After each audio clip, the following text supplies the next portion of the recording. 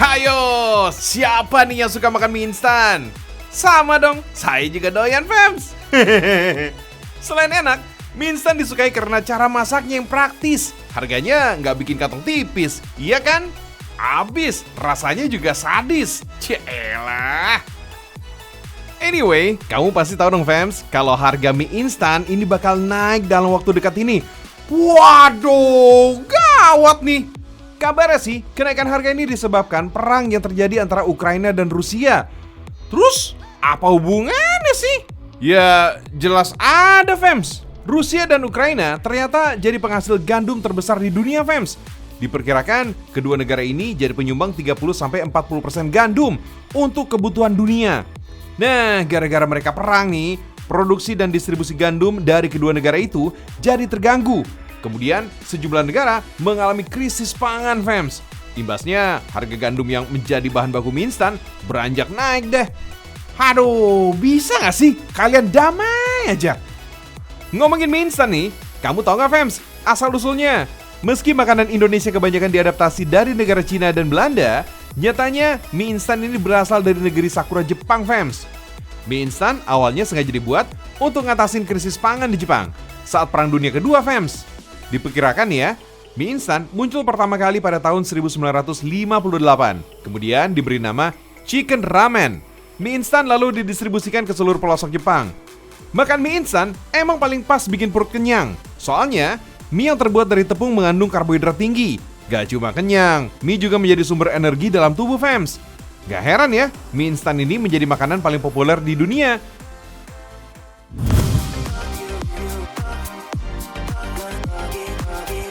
Dari Yogyakarta ada juga nih mie yang dibuat dari bahan baku singkong, fams. Proses pembuatannya masih tradisional, bahkan memakai tenaga sapi. Wah! Di Desa Trimurti, Serandakan, Kabupaten Bantul, pemandangan seperti ini sudah biasa. Setiap siang, bukan jemuran baju nih yang memenuhi pekarangan, tapi jajaran mie letek yang sedang menanti panasnya sinar matahari. Mie letek menjadi salah satu dari sekian banyak kuliner khas Jogja yang berbahan dasar singkong, fams. Sebelum diolah, tepung singkong harus direndam air dan didiamkan selama semalaman. Endapan dari rendaman tepung gaplek inilah yang kemudian digiling sampai halus. Nah, proses penggilingan inilah yang paling ikonik. Tanpa menggunakan tenaga mesin modern, dibuat dengan tenaga besar dari sapi. Bahan utama mie letek lainnya ada tepung tapioka. Supaya adonan gak sempat lengket, semua digiling tetap pakai sapi, fams. Meskipun pakai sapi, tenaga manusia tetap dibutuhkan kok. Adonan harus terus dibolak-balik, fams, supaya hasil gilingan bisa rata. Proses penggilingan yang pertama ini bisa berlangsung selama setengah sampai 1 jam lamanya. Setelah kalis, pindahkan adonan untuk proses berikutnya. Tahapan selanjutnya adalah memadatkan adonan tepung yang udah digiling, fams. Proses ini juga gak kalah unik nih, karena masih dilakukan secara tradisional. Hentakan dan beban tubuh saat menginjak adonan bisa mempengaruhi tekstur dan kekenyalan mie saat jadi nanti. Tenang, fams, meski diinjak-injak, proses berikutnya bisa menjadi pembersihnya kok. Setelah dipadatkan, balok-balok adonan tepung akan dimasak ke dalam oven. Proses pengukusan dengan tungku sederhana ini berlangsung dengan durasi sekitar 1,5 jam. Proses pembuatan mie letek ini masih panjang, fams. Masih butuh banyak tenaga besar lagi. Adonan yang udah berubah warna kembali harus digiling pakai tenaga sapi. Wah, ini sapi kerja rodi nih. Semangat ya, Pi. Semua demi anak istri. Batu besar yang menjadi poros utama menggiling adonan ini juga nggak ringan, fams. Beratnya bisa lebih dari 1 ton. Tenang, sapinya juga nggak sendirian, fams. Dirawat sehat dan bekerja bergantian. Setelah digiling dan dipadatkan kembali, adonan siap untuk masuk ke proses inti. Kali ini pakai tenaga mesin, fams, untuk mencetak adonan menjadi lembaran mie letek yang tipis dan memanjang. Selanjutnya, mie letek ini kembali dikukus untuk memastikan kematangan dan teksturnya. Oh iya, fams, kisah mie letek di Bantul, Yogyakarta, dimulai sejak tahun 1920-an. Seseorang berdarah Timur Tengah lah yang pertama kali mendirikan pabrik pembuatan mie letek di kota ini. Berangkat dari keprihatinan sulitnya kebutuhan pangan di masa itu, siapa sangka pabrik mie letek pertama menginspirasi banyak usaha sejenis bermunculan. Setelah semua tahapan selesai, finishingnya adalah proses penjemuran. Proses ini menjadi penentu produksi atau tidaknya mie letek hari ini, fams. Kalau cuaca mendung, biasanya sih produksi mie letek ini bakal diliburkan. Tapi kalau kondisi cuaca sedang baik, produksi mie letek rutin dibuat sekitar 5 hari sekali, fams. Fams, mie letek yang terbuat dari kombinasi tepung gaplek dan tepung tapioka bisa dipakai sebagai asupan karbohidrat pengganti nasi. Jadi nggak ada salahnya nih fams, buat kamu yang lagi diet nasi, memilih mie letek sebagai makanan pokok sehari-hari. Selain mie letek goreng, olahan mie letek rebus juga maknyus. Secara tampilan, mie letek mungkin nggak semenarik mie lainnya di pasaran. Malum deh fams, dalam bahasa Jawa, letek emang berarti kotor alias kusam. Proses pembuatannya emang tanpa tambahan bahan pewarna sama sekali. Pada tahun 2019, mie letek ditetapkan sebagai warisan budaya tak benda oleh Kementerian Pendidikan dan Kebudayaan Republik Indonesia. Wah, keren ya! Oh iya fams, sajian mie letek khas Bantul ini udah pernah dicobain Presiden Amerika Serikat ke-44, Barack Obama. Saat itu beliau lagi berkunjung ke Indonesia pada tahun 2017 lalu. Rumah makan inilah yang dikunjungi Barack Obama pada waktu itu. Lokasinya ada di Kecamatan Imogiri, Kabupaten Bantul, Yogyakarta. Di sini fams, sajian mie leteknya emang bikin kangen. Dengan harga Rp35.000, seporsi olahan mie letek goreng atau rebus bisa kamu pilih fams. Menyantap mie letek mirip seperti menyantap bihun. Kalau dari segi tekstur, mie letek sedikit lebih tebal dan lebih kenyal.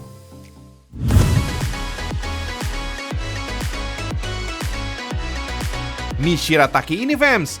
Meski khas Jepang, bahan baku mie shirataki ini banyak juga kok di Indonesia. Misalnya, umbi porang. Biar bisa dikonsumsi, ada tahapan untuk mengolah porang. Sebelumnya, umbi-umbi ini perlu dicuci untuk ngilangin tanah yang masih nempel fams. Setelah dibersihkan, umbi porang ini masuk ke mesin slicing untuk diiris menjadi lembaran tipis. Dalam sehari, pabrik ini bisa menghabiskan 38 ton umbi porang fams dan menjadi satu-satunya pabrik di Indonesia yang bisa mengolah umbi porang menjadi berbagai produk pangan. Irisan umbi porang selanjutnya di oven untuk dikeringkan selama 2 jam pada suhu 80 sampai 110 derajat Celcius. Hasilnya, irisan umbi porang ini menjadi kering mirip keripik fams. Keripik kemudian dibawa ke proses penggilingan. Untuk menghasilkan tepung porang yang berkualitas, proses penggilingan ini ada beberapa tahap fams. Pertama, penggilingan dilakukan agar keripik menjadi serbuk halus.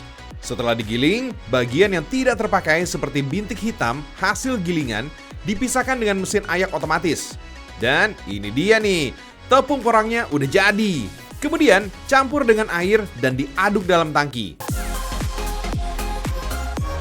Tepung porang atau biasa disebut dengan tepung konjak atau tonyaku dikenal kaya glukomanan. Kemudian dimanfaatkan sebagai tambahan serat pangan untuk berbagai produk. Salah satunya mie shirataki yang dikenal sebagai mie tradisional dari Jepang fams. Adonan lalu dicetak memanjang seperti mie. Lanjut, adonan mie harus langsung dicelup ke dalam air dingin biar langsung mengeras. Mie kemudian dimasukkan ke dalam oven berjalan selama 30 menit dengan suhu oven mencapai 100 derajat Celcius. Mie shirataki ini bakal mengering sempurna dan mampu bertahan selama 2 tahun fams. Dalam sehari, pabrik ini bisa memproduksi mie shirataki sebanyak 8,5 ton lebih. Hampir 90%-nya diekspor ke Jepang fams. Wait, itu dulu, karena semakin dikenal, sekarang permintaan dalam negeri, terutama kota-kota besar ini juga terus meningkat menjadi setengahnya fams. Kamu penasaran? Gimana sih caranya mengolah mie shirataki? Masih sama kok, seperti mie pada umumnya. Mie shirataki kering perlu direbus sebentar biar lunak. Selanjutnya, masak dengan saus pasta fams. Rebus air dulu ya. Setelah mendidih, campur bawang goreng, bumbu penyedap, dan saus tomat. Masukin mie shirataki dan masak sebentar. Aduk-aduk, jadi deh. Teksturnya yang kenyal karena punya kandungan glukomanan sebagai serat alami yang bagus untuk pencernaan loh fams. Dijamin bisa bikin perut kenyang lebih lama, terutama untuk menunda lapar. Mantap! Udah kenyang belum fams? Nah, kalau belum, kita wisata kuliner ya. Wuhui, hahaha, ini dia nih. Nah, makanannya oke, tempatnya dimodif sedemikian rupa. Waduh, suka berpindah-pindah. Nah, itu dia tuh. Nah, seperti apa sih? Yuk, kita simak sama-sama ya. Saya jadi penasaran loh fams. Ini dia.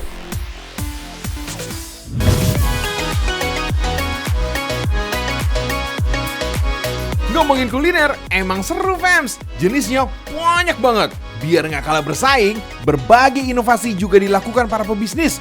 Misalnya, bisnis dengan food truck ini.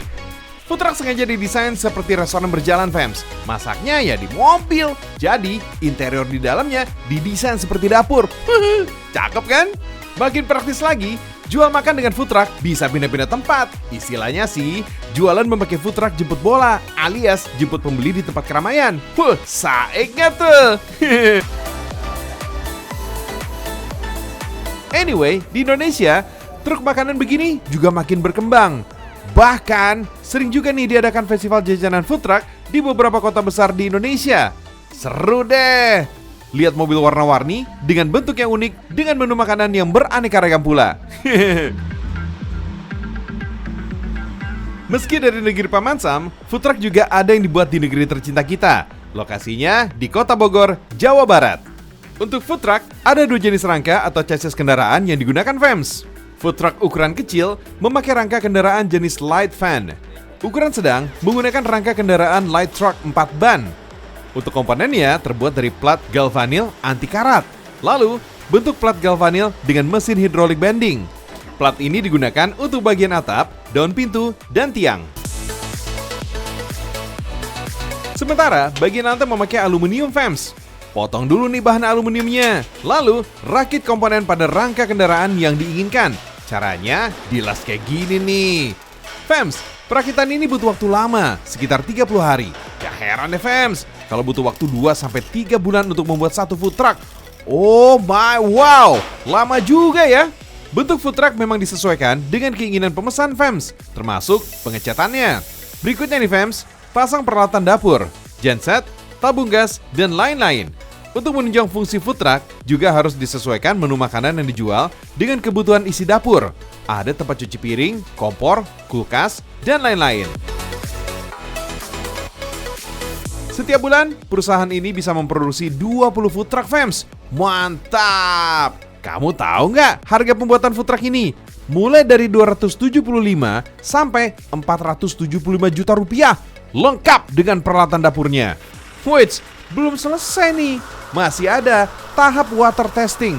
Yep, food truck bakal disemprot air untuk ngetes bocor atau enggaknya, fams.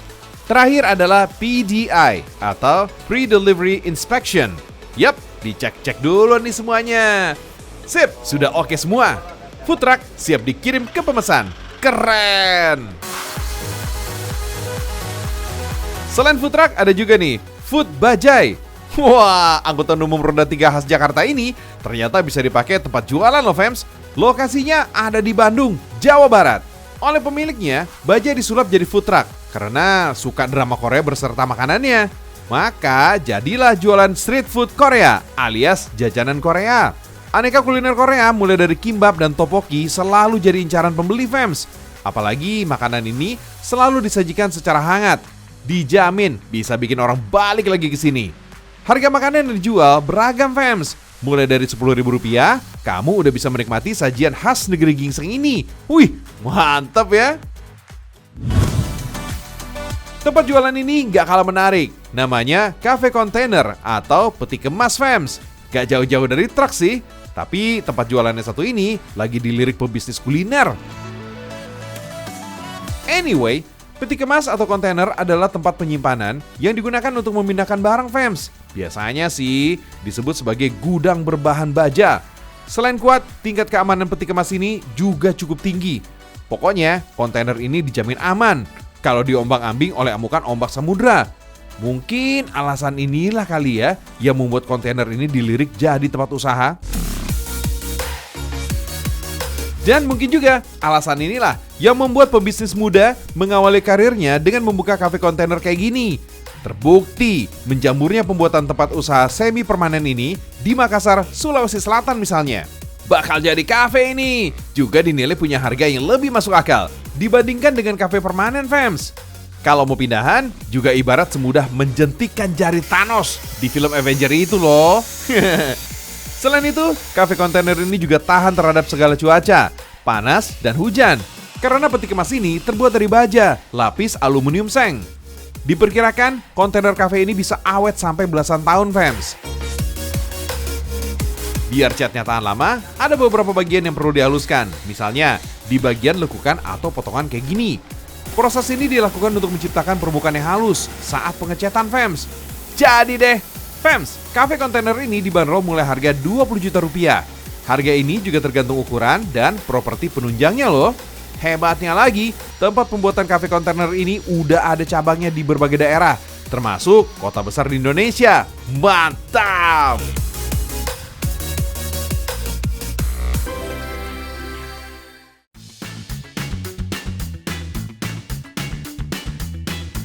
Jadi, kamu mau punya kendaraan yang mana nih? Mau buat bisnis atau tempat tinggal? Pilih yang mana aja deh, asal pandai ngejalaninnya aja, ya nggak?